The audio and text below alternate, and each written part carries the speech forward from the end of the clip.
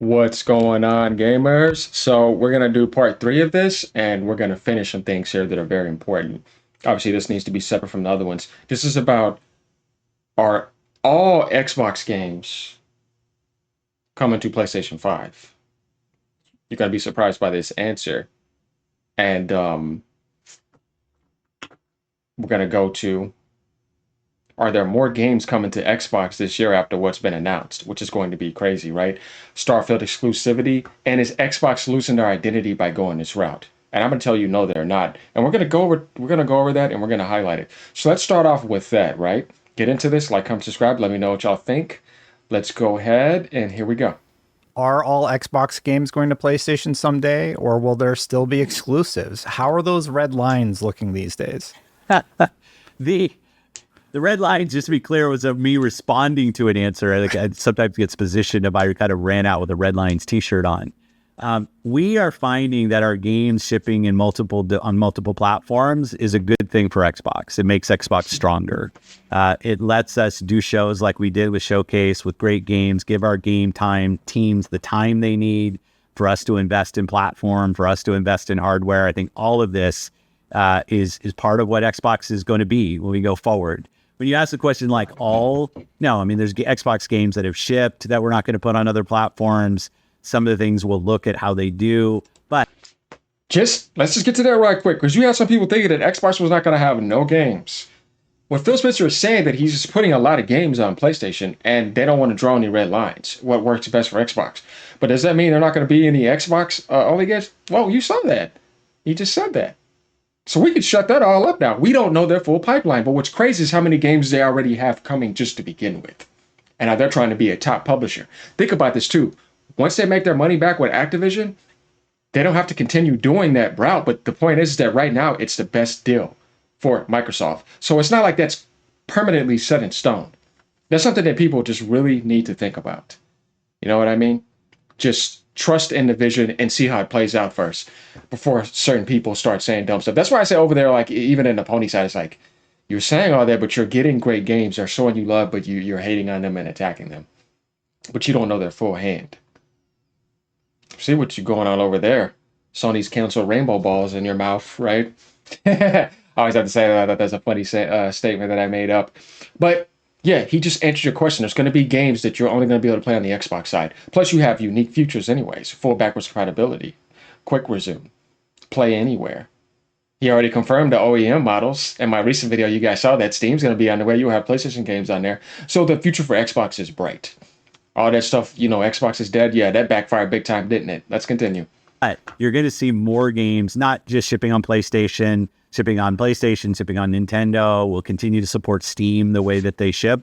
We want our games to be in places that people play. We think that enables us to do more on platform, do more on hardware, and it's a good system for us that works. It doesn't mean every other company's got to do it that way, but it does mean I think that measuring our progress is different than maybe we measured the progress of Xbox or a console-only platform 10 years ago. That's why we talk a lot about players. I think a lot about the hours that people play on our platform, where we're seeing growth. And this has enabled us to grow in places that we don't normally. Our fastest growing region right now is Asia in terms of players. And I think about hours. Our fastest growing hours is on cloud.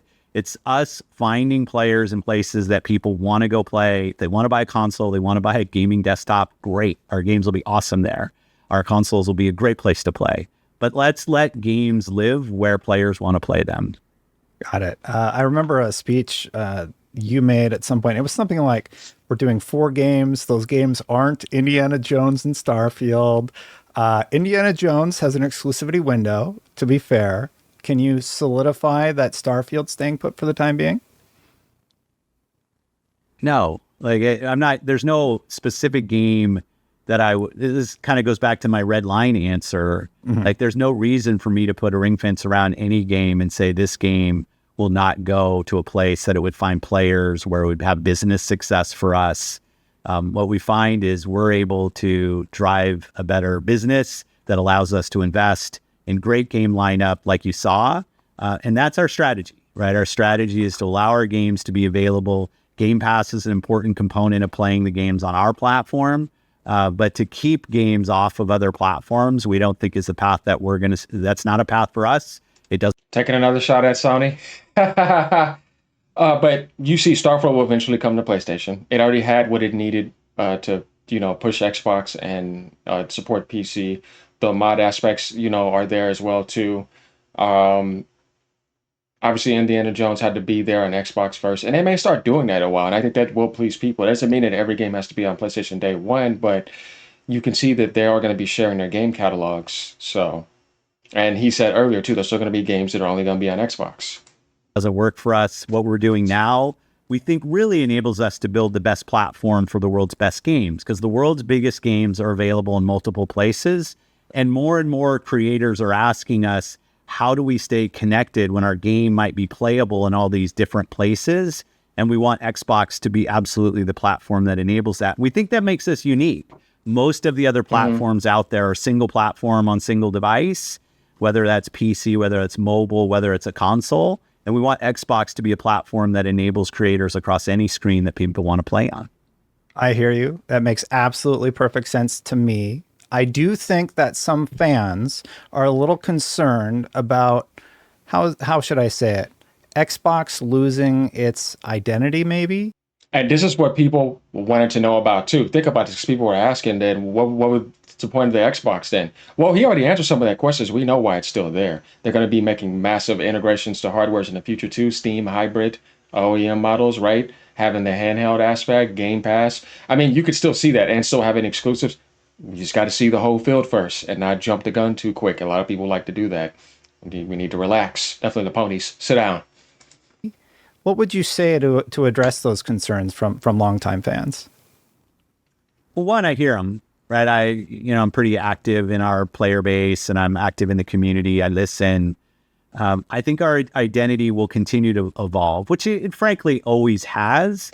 But when I hear concerns about, is my library of games safe? Am I still going to be able to play the games? And I think over the years, I'm proud of the commitment we've shown to respecting purchases on our platform through back compat, through cross entitlement, Xbox Play Anywhere, through crossplay, things that we've done to enable people to continue to play. So I hear that when I think about I see the investments we're making in platform and how we want Xbox to show up in multiple places and your library to be available there. When I think about buy to stream, so if I buy a game, I'll be able to stream it to devices. Like, this is all about making sure that your library of games that you own on Xbox are playable in multiple places. So I'd say it's an evolution of our identity, but I believe it's an identity that this industry needs. When you think about where this industry is now and you see the challenges, the business challenges that are out there for many companies, that I think us keep making games more accessible to more people has just got to be front and center for us as an industry. So we continue to see great games that we've seen over the years. Okay. So I just took all that in. I'm going to cover exactly what he's saying, which is actually very smart. And I think a lot of people have always wanted this. So let's say that you're playing a Xbox game on a handheld device, an Asus ROG, your PC, your Series S. You may go to your friend's house and you forgot your Xbox, but he has an S. You log into your gamer tag there. All those saves will carry over across all those devices. That's what Play Anywhere means. On top of, if I bought a Play Anywhere game on my Series X, I can install it on my PC and have my save right there. That's another unique feature because Microsoft's not getting greedy with that. You see how awesome that is? Whereas if I bought God of War on PlayStation and God of War came out on PC on PlayStation, I have to buy it again. And my save is not there. Or just for like a multiplayer game, or a game that you play that has a lot of mods that you put, like a Starfield game, you put 300-400 hours in on it, right? Some people may put even more on that, or you're playing Call of Duty or whatever, right? You want to carry over all your skins, all your cosmetics, your purchases. You could do that across any device, Play Anywhere. You can't tell me that's not an amazing future. I think a lot of people will want that. Or a new console comes out, Play Anywhere. I don't have to repurchase the game again. Or they're not charging me $9.99 like they do on PlayStation. You know what I mean? To upgrade for a game that you would just, if you upgraded your PC, since you upgrade your PC, you just play at higher settings. Let's just slap a price tag on that. Sony's anti-consumer. You guys need to see that. Microsoft is pro-consumer. This video was made possible by patrons and YouTube members. If you'd like to support, you can go to patreon.com/SaveStatePlus to support my work, and you can also support by becoming a member on YouTube. All right, so now we're gonna go to our more games coming to Xbox. Let's get to this. Behind the games. Your Dev Direct showed off a stacked couple of months. You have Ninja Gaiden now. You have Ninja Gaiden 4 coming this fall. You have South of Midnight on the way. Avowed coming. Doom: The Dark Ages. And that covers you through May 15th and the one fall release. Do you have more coming to reveal at a later date? We do. And we already seen a lineup of them destroying PlayStation this year. And he already clarified there's more games coming. Man, that's crazy. You would think they're saving some flavor for next year, though they are, because we still got State of Decay, right? I don't know if you guys remember State of Decay, Everwild, right? They could have another Killer Instinct. They said they might want to work on another Banjo-Kazooie, which I think they should team up with Nintendo for that. That would be epic. And then they're going to put that on Switch. So you got to see some things coming in the future, which is going to be nice. And then if they get Steam and get some PlayStation games, like just think about it. They have a ton of content. It's about the games, you know what I mean? And like I said, you can play it on PC or you can play it wherever you want to play it. That's one thing that we have to love about that. And it's always going to be day one on Game Pass. So there's more games coming. Sony's losing this year. Just admit it. You know what I mean? They lost last year too. The only thing they had was Astrobot and a bunch of locked games. Microsoft had a better first party than them last year. And I tell people that and they can't handle that. And the only thing they had the year before that was Spider-Man. Microsoft's going to beat them 3 years in a row, gaming-wise, video game-wise. Not hardware, but video game-wise, service-wise, pro-consumer-wise. We have to admit that because they're just supporting gaming more. Right? Well, what else is Sony winning, right? Just hardware. That's it. That's a one dimension, though. If PlayStation sells another million consoles more than Xbox in the next few months, what is that going to do for you if you're not getting video games? You already have the hardware there. It's not helping you out. You see what I'm saying? That's what they don't understand how slow they are. It's like, bro, but I'm over here playing games. You know what I mean? And I own all of them, as I've told people before. You know what I mean? I do this every time. My PlayStation's right here. My Xbox right here. My other Xbox controller, the limited edition black and gold one, is right over there. I'll grab that for you guys. Right here. Then my Nintendo Switch controller is right there. I'm on my PC right now, which I told you I have a high-end gaming PC right now. Blows out the consoles out of the water. I might be getting the 5000 model, or the RTX 5000 series model this year. So, but I don't need it because I have the 4000 series model, but you kind of get what I'm saying.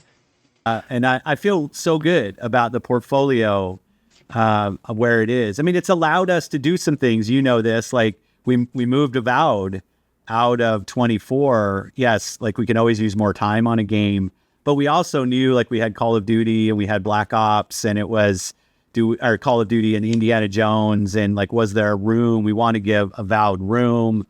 So as we look forward, right, it's been nice to be able to give some teams time because the way the portfolio's lining up to make sure we get the right level of time for the teams to evolve their creative ideas. And I know in some cases I hear from the community that maybe we announced some things too early. I want to hear about State of Decay. I want to hear about Everwild. I want to hear about Contraband. Like I have the list. But I'll say that on the positive side, I take that feedback and I get it. On the positive side, this is allowing us to take more time on the games because the portfolio is rich and it's deep. For Game Pass players, they're getting a great flow of great games. If you like to buy your games, they're all available, obviously, to buy. You can stream, they're play anywhere, like go play them.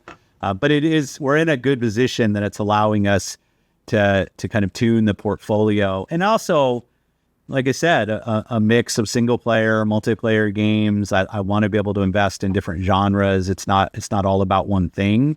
It's about making sure whether you love Flight Sim or you love Ara or it's Towerborn or it's Indiana Jones. Like I want to make sure there's not all players play all games. We all have our favorite genres that we love. And I want to make sure our lineup just has something for everybody. Last one for you. So yeah, there we have it. You see what you just said. Towerborn is another exclusive that's coming, and I love my my beat 'em ups and my side scrollers, and that looks like an RPG based side scroller that's online. It was on Steam Early Access for a while, but it'll be coming to Xbox soon. And when it officially launches, it's going to be free to play. So look out for that. That game looks like it could be fun. I'm definitely going to be trying that out. And it's just nice seeing that. And look, as a gamer, we have to be honest. It's not about your brand. Where Microsoft was 2 years ago, even the beginning of last year, where people were making fun of them compared to where they are now. If you are not saying they're doing way better, to me, you are just a goddamn hater. And I don't respect your character because you're being intellectually dishonest. Where Sony was compared to what they're doing now, you can't tell me they're doing worse and they need to improve. And we're just being honest about this, and there's certain people that can't handle that. Be honest, you know what I mean? Give respect and credit where it's due, and they're benefiting you on another competitor platform. They're coming to Nintendo too, and they fully support PC since day one. So I don't understand how at this point people can still be hating, because they're just haters. You know what I mean? It's just the way it is. Even though you could do 99% great in the world, they want to look for that 1% and they magnify it and try to keep holding on to that because they're just haters. There's just people like that exist. They're trash. The world has a lot of trash. You just have to admit it. And we see that online every day and in life in general. Just low vibrational, low minded, low IQ idiots. Hey man, I have to say it because show me something else, please. That isn't that. But all right, y'all, like, comment, subscribe. Let me know what y'all think. Xbox World is eating, and they're even ordering some pizzas for other platforms. All right, y'all, peace out.